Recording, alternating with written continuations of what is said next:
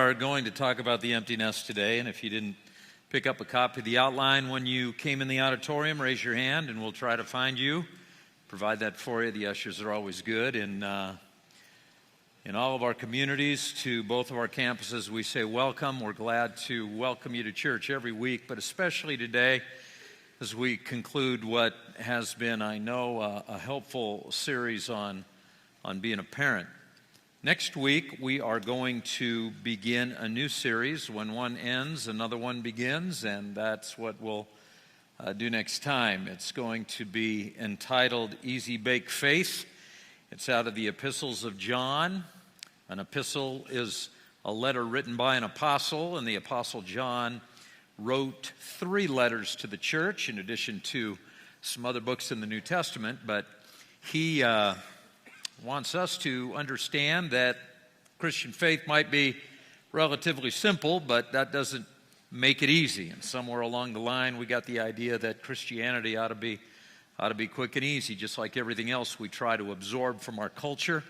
And I think the ingredients that we see in 1 John, 2 John, and 3 John will give us a little light on why sometimes life is hard and what it takes to step up and be the kind of Christian that God expects us to be. So that's next time. But this time we're going to talk about parenting and about empty nesting and even about preparing for that season, that phase of life. We organized our series sequentially so that we would provide an introduction, and then after that talk about parenting young children, and then after that talk about parenting teenage children, and now we want to end up by describing a little bit what it takes to be a godly parent of adult children. And more than that, maybe the lion's share of the presentation will be, how can you prepare for that? Our church family is relatively young, and I know that many of you, if not most of you, are not at that point in your life yet where you are being parents to adult kids. And so we want to get you there. We want to help you figure out what that looks like in terms of preparation. Now, anytime we talk about parenting adult children, anytime we talk about family at all, or even the last few weeks as our teaching team has considered the subject of parenting, it always brings out of the woodwork a lot of hurt, woundedness, difficult memories, and I don't know what to tell you. I know that's the case for all of us to some degree. None of us have a perfect family. None of us have a perfect family history. And we've all gone through some very difficult seasons in our homes. But when we talk specifically about adult kids, it's hard for many of you because your adult children did not pick up your values, and now they're walking away from God and living a lifestyle that is not God-honoring, it is not you-honoring, and that is hard for you, and I certainly get that. And I know that what we share might be hard for you to take because your memories interface with the Word of God and what you had hoped it would be like. Some of you guys are parenting special needs kids. And so when we talk about that season of time in a relationship where there is separation and the kids go out in the world and make their own life and hopefully continue to honor God apart from you, you grieve already because you know that day probably will not come for you. Because to some degree that child or those children will be dependent on you to a significant degree for the rest of your or their natural lives. And then some of you have lost a child to death. And that's not supposed to happen. Parents are supposed to die, not children. And so the empty nest that you have experienced has been way premature. And you didn't get the opportunity to even face the challenge that we'll describe today. And so that's hard too. And I'm sorry. I truly am. And then you add Pastor Tom to the mix, and he's kind of a offensive person anyway. And I have to tell you, I don't intend to be. I don't try to be. It's not my goal. Every day when I wake up, I look myself in the mirror and say, now let me see what I can do to offend somebody, or Lord, please send somebody along on my path today so I can make them angry. That is not my desire. It certainly doesn't fit my personality. But I will tell you, it fits the gift set that God has given me. Because I have a gift that the New Testament calls prophecy, which has nothing at all to do with predicting the future. It has to do with declaring the entire counsel of God, whether or not an audience wants to hear it. And so I'll tell you what I think, and I'll tell you what the Bible says, and you're going to have to process that and figure out how that is supposed to land in your home. I do believe that everybody who is in attendance today is here by divine appointment. God knew in advance what I would say. I mean, He's heard the message from last night, and at 9 o'clock, He could have been at our Apple Valley campus earlier this morning, and He could have picked it up 3 times if He forgot. But certainly that's ludicrous. He has never forgotten anything. He's known everything from beginning to end. He knew what I would say. He knew what you would hear. And He carved out of your life and your schedule the time and the opportunity to sit in the chair that you're sitting in right now for the next few minutes to listen to this. And there is a reason for that. You are not here by accident. It is not a coincidence. And if nothing else, there will be somebody in your relational world, your circle of 8 to 15 people whom God has supernaturally and strategically brought into your life, who this week or next month is going to engage a conversation with you, and they are going to be frustrated about their parenting experience, and you're going to have an opportunity to share something because you took notes today. So I'm excited for you, even though I'm exhausted myself. Let's go right to the text, Ephesians chapter 6, verse 1. This is the passage that we have invoked every week during this series. We believe it applies to every phase of being a parent. And we'll see how these principles in these few verses apply specifically to preparing for empty nest today. Children, obey your parents in the Lord, for this is right. Honor your father and mother, which is the first commandment with a promise that it may go well with you and that you may enjoy long life on the earth. Fathers, do not exasperate your children. Instead, bring them up in the training and instruction of the Lord. Now that's not too much to take, is it? Or is it? The implications of those statements are profound. Because parenting is an experience that is different than we expected when we signed on to be a mom or a dad. Sometimes parenting is harder than we thought it would be. Sometimes, frankly, it's a little easier in seasons than we had anticipated after listening to the horror stories of our friends and our parents. But whether it's more difficult or whether it's less difficult, it is always different. It is never what you thought it would be. Parenting is a process that if and when you're successful, you end up depressed. No matter what you do, you lament the fact that you have, after committing incredible personal, emotional, financial resources to developing independent, self-productive members of the kingdom of God. When you are successful and they have launched, they have left the nest, they're on their own. You cry tears, and not always tears of joy, but tears of sadness. One woman described her first grocery shopping trip after her youngest child left for college, and she goes down into the refrigerated section and she pulls out a gallon of milk, and as she's transporting the milk from the refrigerator to her shopping cart, she recognizes that she isn't going to need that much milk anymore. And she just bursts into tears. And the clerk at the store doesn't know what to do. Call 911, what's going on? No, I just need a moment. If you're close to becoming empty nesters, you're probably wondering, what's it going to be like? If you're recently an empty nester, you're probably tired of answering the question, how are you coping? And many of us begin that process of feeling anxiety immediately after our youngest child begins to leave, knowing that eventually, if God has blessed us with more than one, it's only going to get worse.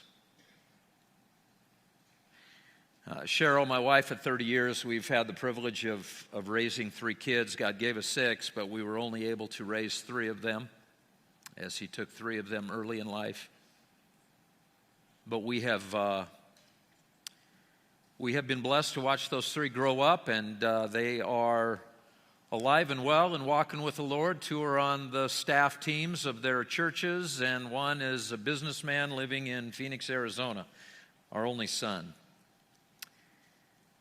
He and his wife Tegan live there. I will say, though, that when I asked Cheryl, my wife, what she thinks I should tell you today, and Cheryl, of course, wonderful woman, fabulous, spouse, and the world's greatest mom, and unbelievably great grandma. And I said, so what words of wisdom should I share, in your opinion? And expecting this positive encouragement that is so common when people ask her questions, instead I heard her say, tell them it's horrible. And then she smiled and she said, but only for a short time. Because you adjust and you get used to it. And in actuality, I never thought I would say this, you prefer it. And I'm not like the comedians. I'm not like the guy, in the sitcom who can hardly wait for their kids to leave and pushes their kids out and lays down rules saying you cannot ever come back. When our kids come back for a visit, I am ecstatic. They are welcome anytime. If they needed, for whatever extenuating reasons, to move home for a season, I would welcome them with open arms. But the fact that they are gone is good, now that we have made the adjustment. I want to give you 3 thoughts, though, as you prepare for that. 3 things, write them down, whatever, they're worth to you. I hope that the Spirit of God will use them in a very positive way for you. But that transition that eventually occur will be rather immediate.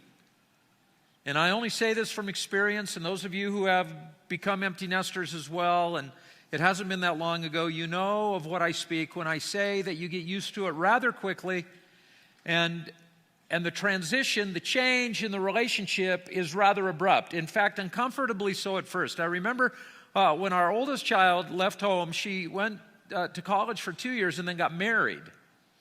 And then her and her husband, Brian, moved up to Oregon where he was going to finish his schooling. And they looked like the Beverly Hillbillies as they had their truck and their trailer loaded up and they drove away. It was a surreal feeling. And she didn't come home for quite a while because of the distance. Our youngest daughter and our only begotten son both went to college locally, or rather locally, here in Southern California. They attended the same school, Biola University. They are 14 months apart in age, and so they're a year apart in grade. So Lindsay was a sophomore when Drew was a freshman. But when Lindsay left for college, she came back like 3 weeks later, and I knew she was coming home. She came home for a visit and to do laundry and to eat something good, and she walked in, and I was so excited to see her, and I thought, oh good, she'll be back, and it'll be just like it was. And it took me about 3 sentences in the conversation to recognize this is different now, because for the last 3 weeks she has answered to no one, and she was not in any mood to answer to me again. And she was, even though she was only 18 years old, only having left home for 3 weeks to college to come back, an adult child who was on her own. And instead of my daughter who grew up in the family, she was all of a sudden a guest in my house. And it was so strange, it was so, like I say, abrupt. But the process of preparing for that moment is so vital, because if you're not ready for it, it will knock you off your pin, and you'll end up struggling unnecessarily, I might add, but only because of your lack of diligence over the last 18 years. The first thing I want to tell you is this: savor the season you're in right now, whatever the season is. I don't know what age, what developmental phase your kids are in. Enjoy it. Allow it to generate great memories. Don't wish it away. Whatever it is, you guys, it's a wonderful time for you. I share this 3 times on the weekend, and I can reflect back on every phase of our kids growing up. And whether it's a conversation or a photo album, whether it's looking digitally online or our kids lobbing us some pictures that we didn't know were in existence. Gosh, I miss that time. And those times were all hard times. I don't think I've ever done anything more difficult in my life than raise a teenage son. But if you ask me right now to tell you about the difficulties that Drew and I experienced, I would have to really stop and think about them. Ask me about the good times. And they are right there on the, on the front, ready to come out of my memory. And I would do anything to have those days back again at every developmental phase. And I will tell you that I enjoyed them all. I think Cheryl would say the same thing. And I would also say categorically, every stage was better than the last one. But that's only because we didn't wish the last one would end. The child says, I'll sure be happy when I'm not so short. Some of the pastors around here say that too. But The junior higher says, I'll sure be happy when I'm in high school. The high school freshman says, I'll sure be happy when I can drive. The sophomore says, I'll sure be happy when I can date. The junior says, I'll sure be happy when I'm a senior. The senior says, I'll sure be happy when I'm out of here.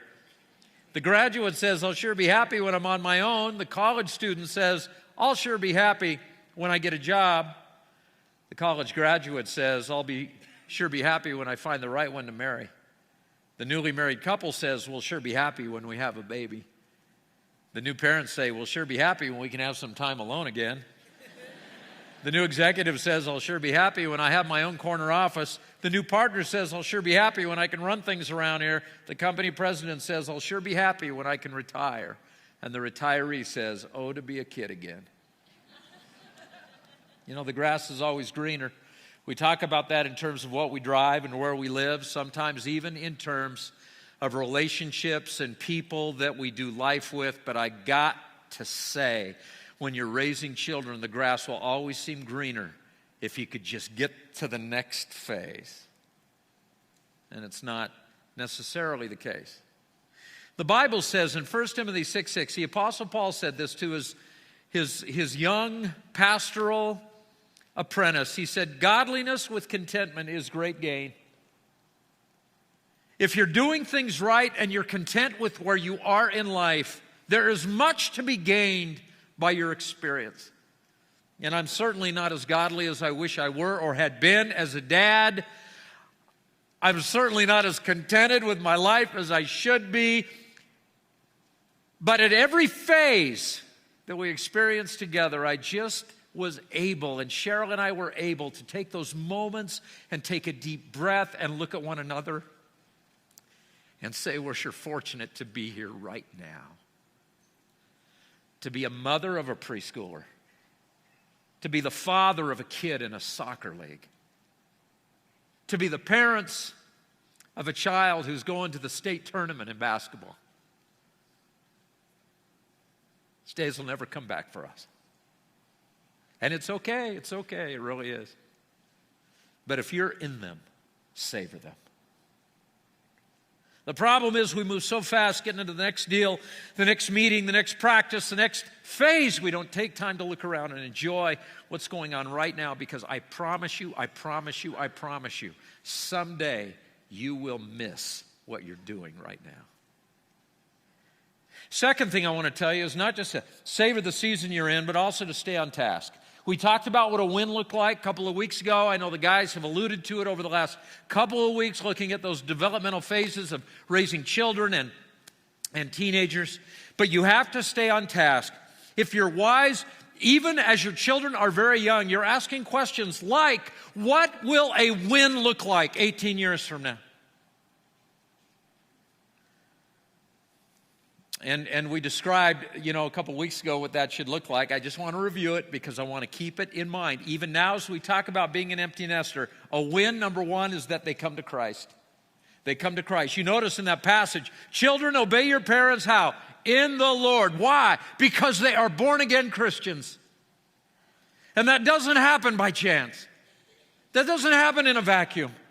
And I know what the passage says about the elect and the called, and that God has, certain people that He has chosen to be a part of His kingdom. But I also know how God works that out. And He works it out primarily through the diligent efforts of parents, moms and dads, teaming up, working together to make sure their kids make the most important decision of their lives, and that is to know Jesus as their Savior.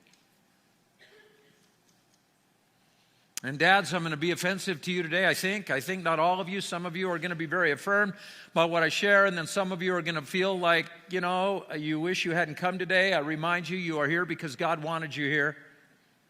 But you have to stand up and take the lead in this role in leading your children to Christ. I don't know where it happened, but the Church of Jesus Christ has gotten to the point where in the average Christian family, mothers take the lead in the spiritual development of their kids. And when it comes time for family devotions, it's mom that makes the call. She's the one who prays before meals. She's the one who kneels and prays with the kids before bedtime. She's the one who's involved in church. And so often dads are just kind of along for the ride, brushing off the spiritual leadership responsibilities of the family on the mom. And that's not the way God designed the family. Which is why the specific admonition is to fathers. Fathers. We can talk about being a good mom, till the cows come home, and there are some moms who frankly are very poor mothers. And ladies, you might be a lousy mom out there, I don't know. But I speak to a lot more lousy dads than I do lousy moms. You remember when Adam sinned in the Garden of Eden? He essentially let Eve take the lead, take the responsibility as to what would happen to the human race. And she sinned. But when God came down on Adam and Eve, who did He come down on primarily? Adam.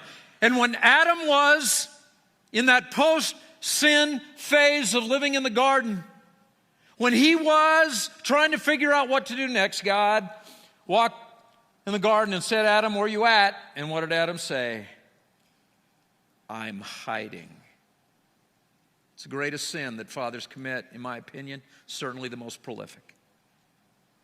To hide from your spiritual responsibilities as the man in your family and the Christian leader in your home. So many times I'm in a counseling session, whether it's just with a guy or with a couple, and the woman has something she's complaining about, and the guy's looking at me like, I didn't do anything.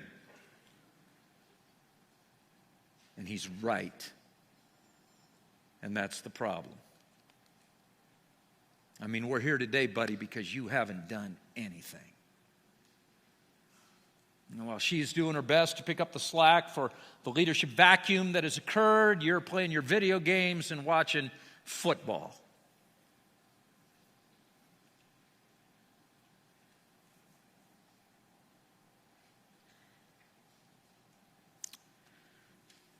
And your kids need Christ, and they need to learn about Christ from their dad. When I think of dads, and I'm not trying to be a chauvinist, I'm not trying to make this a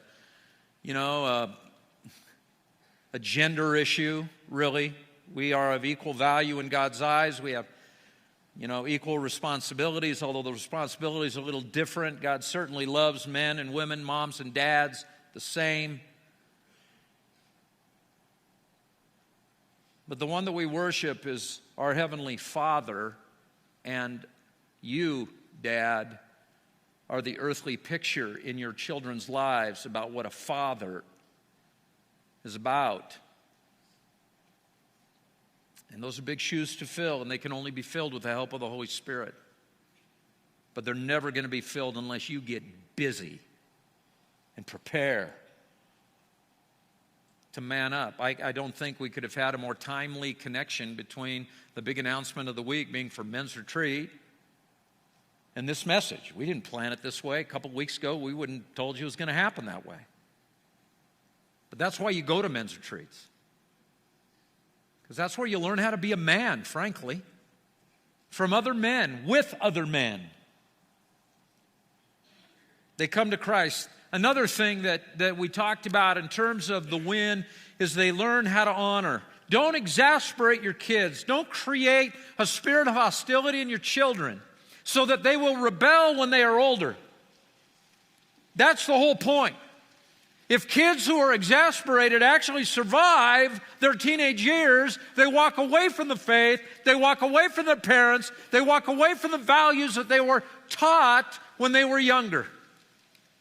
Exasperation has horrible effects on future generations.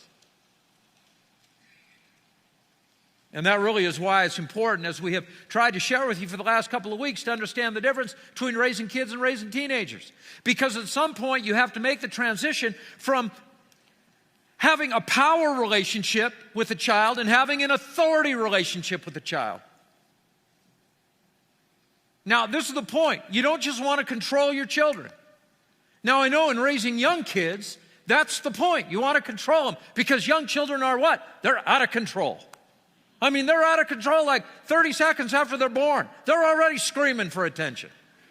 They're already telling you you're a lousy parent. Come on, let's step it up. I'm hungry here. I got a wet diaper here. What's the matter with you guys? It's the way it is with young kids. And they're trying to figure out what those lines of demarcation are in terms of behavior that's appropriate and inappropriate. And when your kids are young, you control them. If you have to, you can pick them up by the back of their shirts and carry them around the house and put them down anywhere you want. You're teaching them honor, but you are using discipline to control their behavior. But that ends. That ends. You can't control your kids forever. You can't control your kids for long. You got young kids you control? Enjoy it, because you're not going to control them much longer. Pretty soon they're going to be out of control again. And they're going to be out of control because you're trying to control them.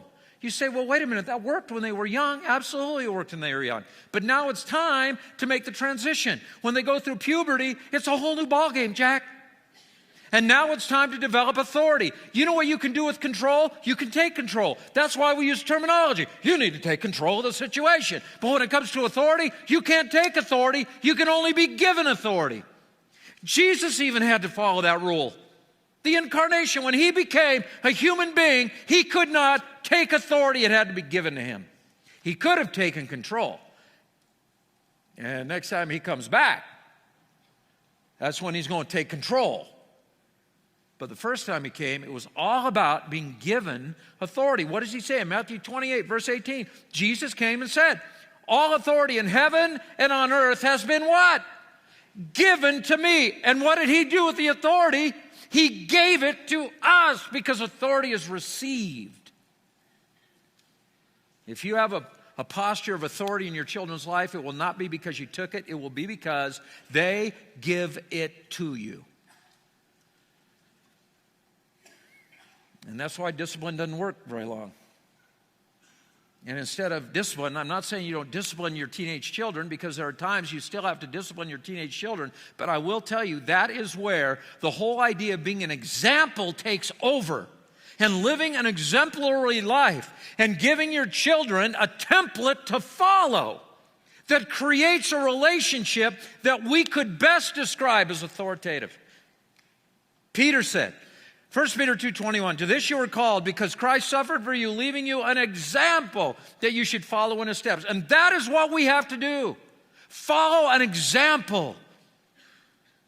And sometimes it's a dad. Sometimes it's a dad and a mom. They are the example that we are given. And I don't, our kids are out of control again. I mean, my son and his wife live in Phoenix.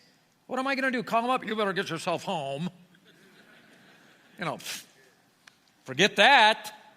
I have no control over those children. You know, it's one thing to have a conversation with an angry 7-year-old. It's another thing to have a conversation with a 6'1", 190-pound, 17-year-old young man. I had both, by the way. And I'll tell you, the last was, you know, it can be kind of scary, actually. This man can kill me. And I'm supposed to take control. Whatever that is supposed to look like. You see, at some point, you got to make that transition. We have a little chart in your notes.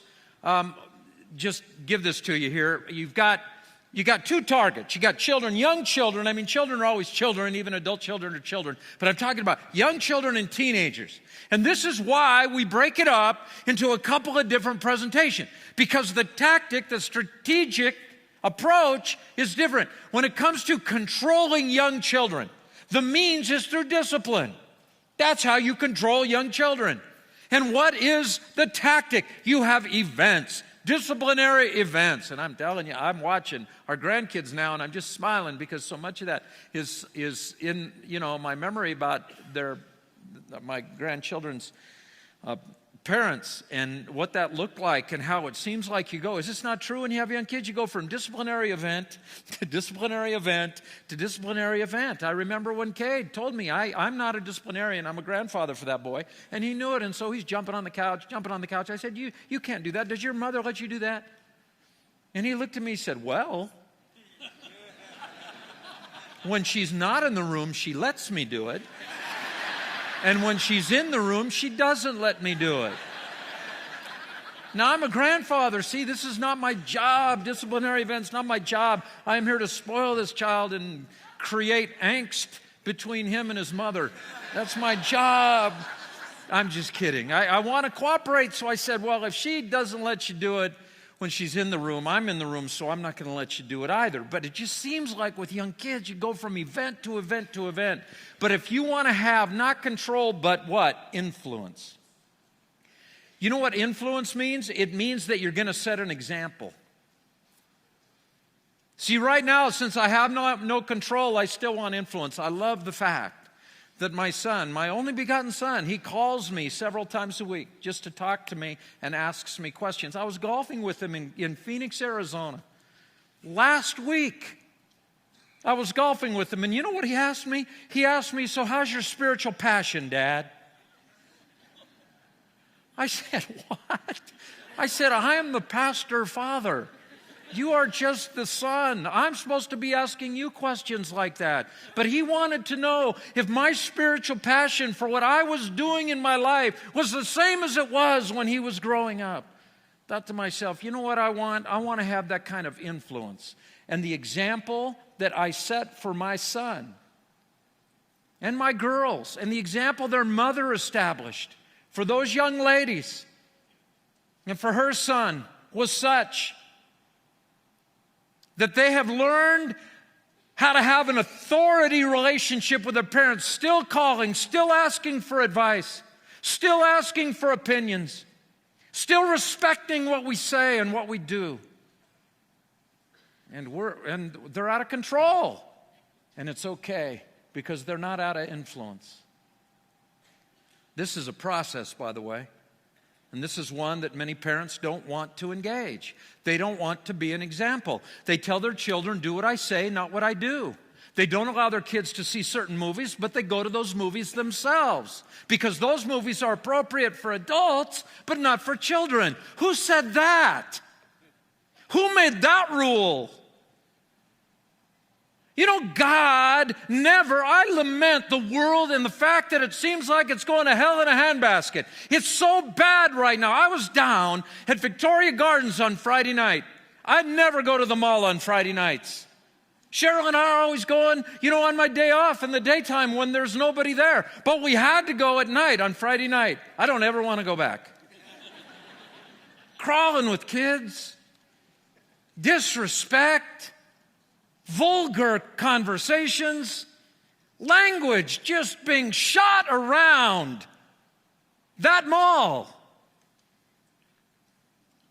And I'm thinking, boy, the world, the culture, the secularization, what's wrong with our educators? What's wrong with our politicians allowing this to happen? And it's not their fault. God never asked a non-believer, ever asked a non-believer to act like a Christian. But he expects you guys to. He never, ever asks the world to behave as if they had a relationship with God through Christ. But he expects us to. I don't blame the world for the condition the world is in. the buck stops in this auditorium. Because somewhere along the line, we got the idea that we don't have to set an example for our children. We can just tell them how to live. You know, when I got a magic trick here, just kidding. That's what you thought it was, though, didn't? Forget that. This one, these are Skittles, you guys. Skittles, 40 Skittles representing 40 hours a year on the average that our youth sponsors and or children's staff, leaders here at High Desert Church will have with your children. That's what we get every year. Don't blame us if things go south. And I've been blamed before, so I just want to make that clear. This represents the hours per year, 1,000 plus hours per year that your teachers at your children's schools spend with your children. I hope you have good teachers.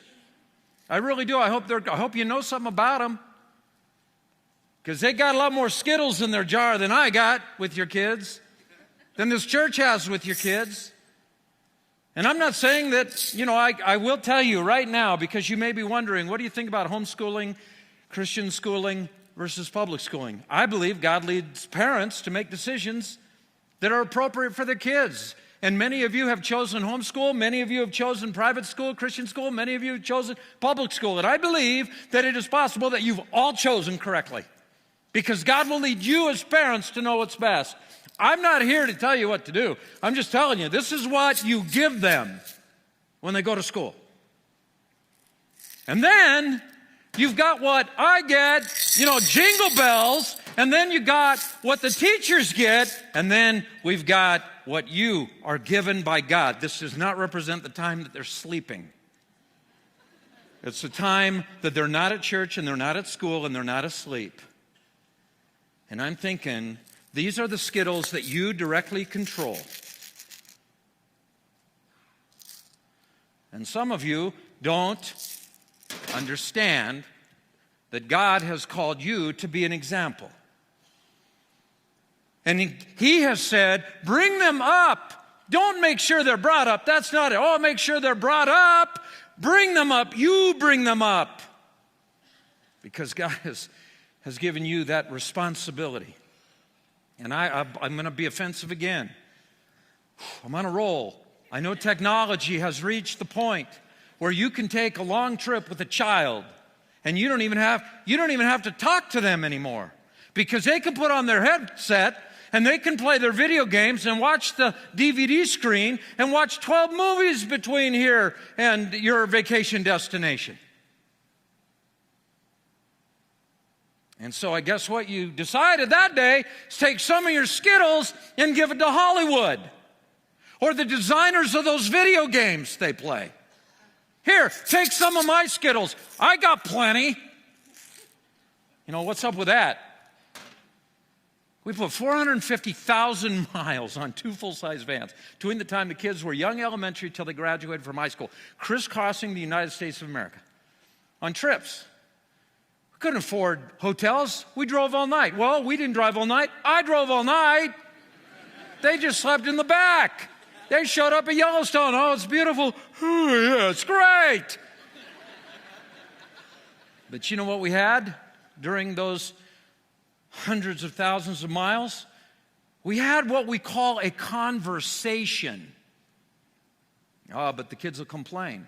Then take control when they're young, so that when they're older, you can develop influence. How does an adult son, 25, let's do 25 years old. I beat him by 12 strokes. That's the only number I have in mind. How does the 25 years old, how does he ask a question of his father about his pastor, senior pastor of a large church, father, how's your spiritual passion? Except we have had countless conversations. And we squeezed him in when we could, because everybody was after my Skittles.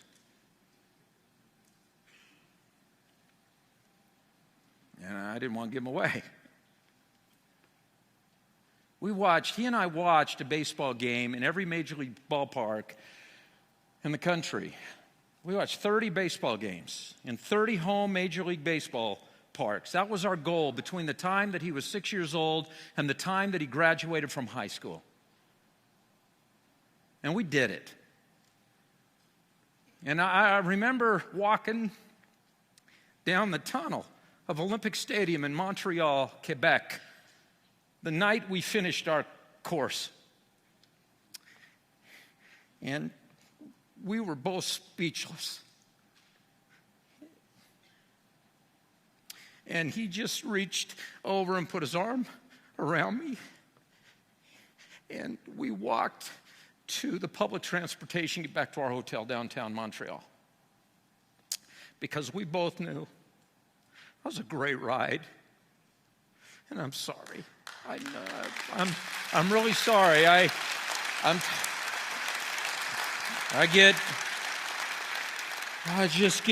become a wuss when I'm tired. Those things don't happen by accident, you guys. You take care of your kids. You bring them up. You bring them up. You be an example to them. You don't know how to do it, you figure it out. You know, we talked about, I don't even know what we're talking about. Look at Ephesians 5:31. This reason a man will leave his father and mother and be united to his wife, and the two will become one flesh. See, they leave.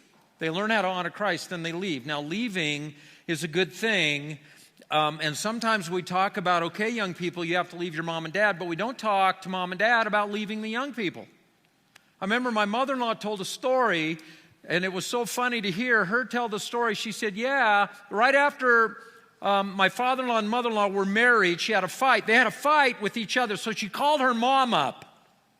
And she was crying, and her mom said, honey, what's the matter? And she said, we had a fight, and I'm coming home. And she said, sweetheart, you are home. Click. I thought, what a great way to respond to a young, newly married daughter who couldn't figure out that it's time to leave and cleave. You know, when we got separation issues, all too often I think it's the parents' responsibility more than it is the kids. You got to let go. It's not your call anymore. When Lindsay and Drew, remember I told you 14 months apart, 1 year apart in age. They're down at Biola. Lindsay is a sophomore now. Drew is a freshman, not now, but back when, the story I'm going to tell you. And Cheryl and I love to go down. It's only an hour and a half away. We love to go down and visit them.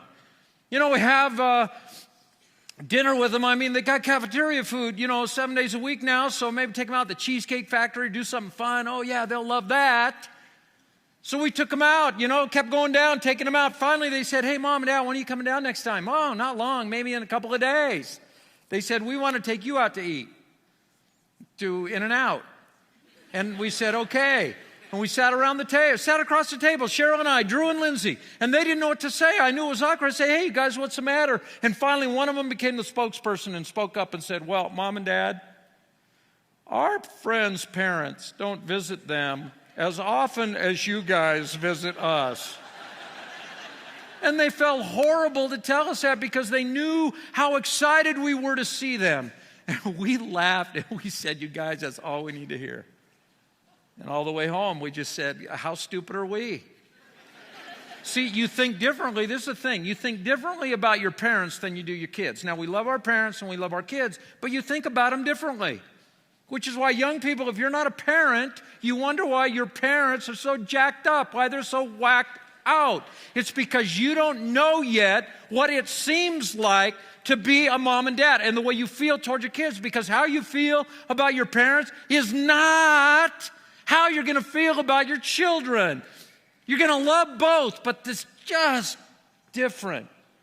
I gave both my daughters away to wonderful, godly young men. Most recently, Lindsay, just last month in San Diego. And that was hard for me. I mean, I love being the man in my girls' lives. And even though Lindsay was like on her own for, 6, 7 years, she was out of the house on her own for 6 years. I was still her go-to guy. If she had a problem, needed something fixed, whatever it was, she'd say, hey, Dad. And I was her man. And I love Jason. And I'm glad he's her man now. She's not my little girl anymore. And that you could say, wow, I don't want to see that happen. I didn't want to see it happen either, but I will tell you this. I am so happy that when it comes to my wife, my father-in-law now can get in the back seat. And that I am the man, see, in Cheryl's life instead of him. And I love him. I just don't want him driving the bus. That's all. And that's the point. You can't have it both ways. And we think differently about our kids than we do our parents. And so we need to treat our children with the same respect that we wish our in-laws would treat us. It's just weird. It's just different. Some people are overprotective parents. And if you're an overprotective parent, you got issues.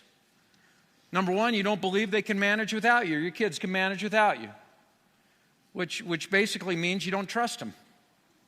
And if you're an overprotective parent, you can't bear the thought of them experiencing pain in the real world, which I guess means you don't trust God with them. And you're afraid to live without them, which I guess that means you can't even trust yourself. What I'm looking at here are trust issues. I mean, we got some issues here if you're an overprotective parent. And that's why when it comes to separation, avoiding separation issues, let me tell you how God begins to develop you for those empty nest years by telling you to put your kids in the nursery. I know the firstborn, I'm not trying to tell you when, and I know it's kind of iffy, especially when kids have special respiratory issues and all that. You do what God leads you to do. I'm just telling you that if you can't put your kids in the nursery, you're going to have a real hard time in 18 years. Because that's when you put them in college, and if you put them in college and treat them like they're now going to the nursery, you're going to end up at In-N-Out with dinner. Use babysitters. Send them to kindergarten. Send them to camp. Send them to Grandpa's for the summer. And send them to college.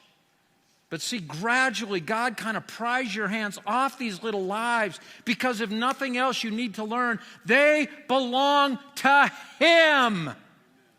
And He is going to care for them. And He is going to use them. And He is going to work mightily in them. And yours is only a season. And you spend your Skittles wisely. But you never take ownership of those children. They're not yours. They belong to Him. And then sometimes we don't have overprotective. Sometimes we got the opposite. We got that under-managerial kind of parent. Somebody who, the children are running amok. There's no discipline. There's no example. There's no nothing. And maybe it's because you don't know how to manage. And if your kids are undermanaged, learn how to manage better. Sometimes because you're too self-absorbed. You're too self-absorbed. I mean, it'd be nice to take a vacation with the kids going across country, but oh no, that would be too hard. Because if they didn't have their little headsets, their little video games, their little movies to watch, they might complain, are we there yet? Are we there? That's our part of it. You know what they're going to learn? That the answer to are we there yet is no. They will learn this, I promise you, but you don't give those Skittles, those valuable Skittles. You don't open your jar and hand them off to people to take care of your kids so you can go away together and have an easy vacation and lay on the beach somewhere, have some guy in a tuxedo serve you cheeseburgers. You say, where's that? I'm not really sure, but it's a long way from Victorville, I'll tell you that.